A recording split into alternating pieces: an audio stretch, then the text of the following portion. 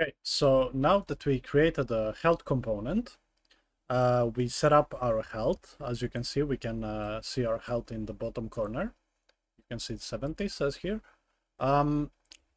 We have it going right now, but what I want to do is I want to actually make it so we can, for example, collect health potion. For example, we can receive damage from the zone, etc., etc.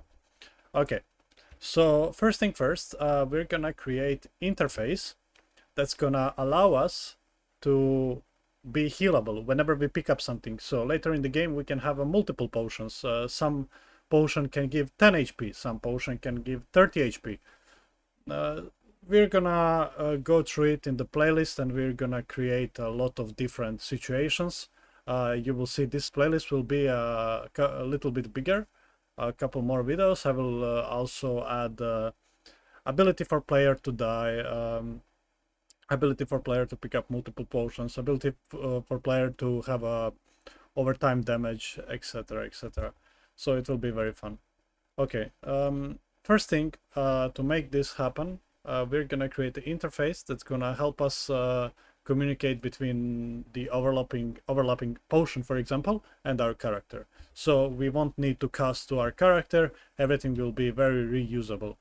So here are the components. I can create also folder for interfaces. And my first interface is going to be BPI healable. So blueprint interface. And this healable will need to go on our character that's going to be able to heal. So here I have third person character. I'm just going to add in the class settings, I'm going to add interface healable.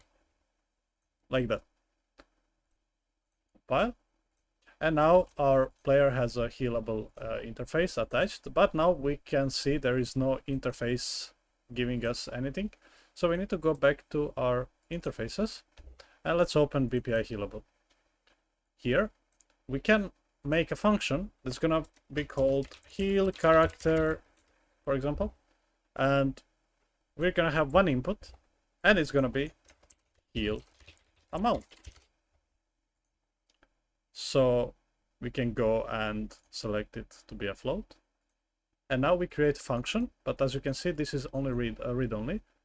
And we need to go back to our BP third person character and click compile. And now you can see here we made a custom test button where we can press 4 and heal. But right now we also want to set up, as you can see here in the under interfaces, we have a new function, and that's the function that we created in the interface. So if we double click, we will have a custom event here, and I can just pull heal from it, and that's gonna be the same heal that we have in the heal component. So this is really great. And now we can just connect it, and this will give us everything that we need to heal the character. So we can print string here and say message received, interface worked, and healing was done. Like this. And we can put it in like bluish color, I guess. Okay. But now we set up this, but nothing is gonna happen really, because now we need to have some actors that are gonna trigger this heal character. So we can go here in the content and create a folder called actors. And for now, I will create a actor that's gonna be like potion or something. So BP potion. In the future, I can create multiple potions, and I will show you how in the following episodes. So let's see, we have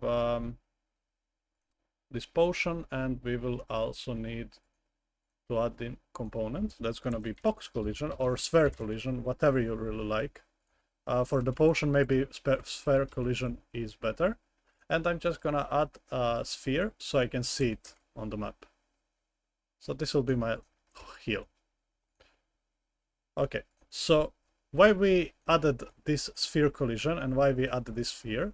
I added sphere so we can see it on the map. So when we pull it in the game, you can see we have a small hill that we can pick up.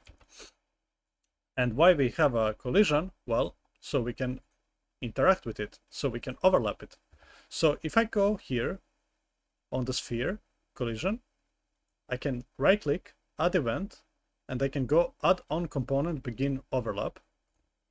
And when I click that, here I have a custom event that's gonna trigger when this potion overlaps with something. So in this case, we will overlap with the potion as player. We can call heal character message. That's the event that we made in our interface. As you can see here, we are calling this. And the target will be actor. And the heal amount, we can choose the power of the potion. We can literally make variable and call it potion power.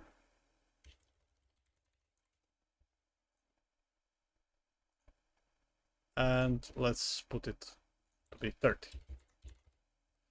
And now we can, yeah. So our potion power is 30 and it's always gonna heal for 30. Let's just change the health of the character so we can test it easier. Here under the health component, I will set current health of my character to be 20.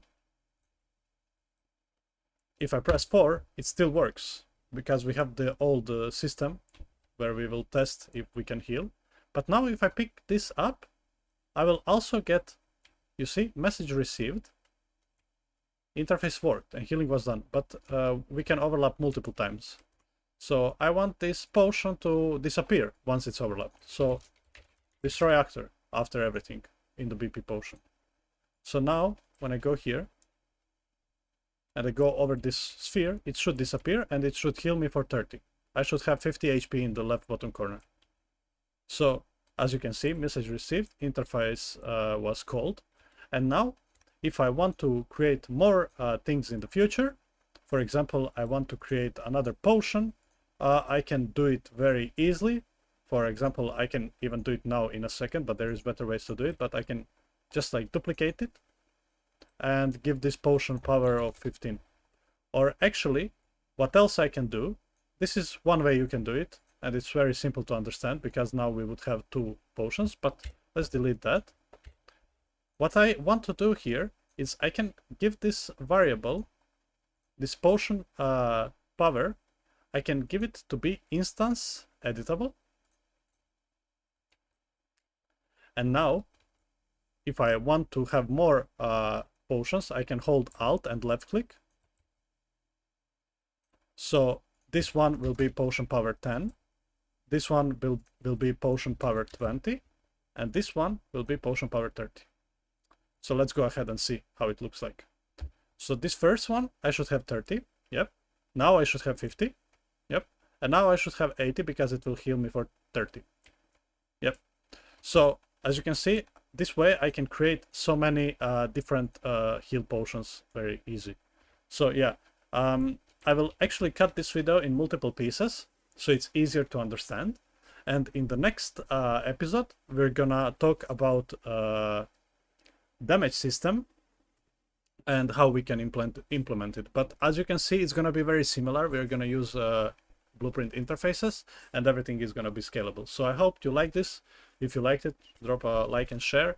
It will mean a lot. Drop a sub maybe if you want to see more future content. And that's it. See you in the next video. Bye.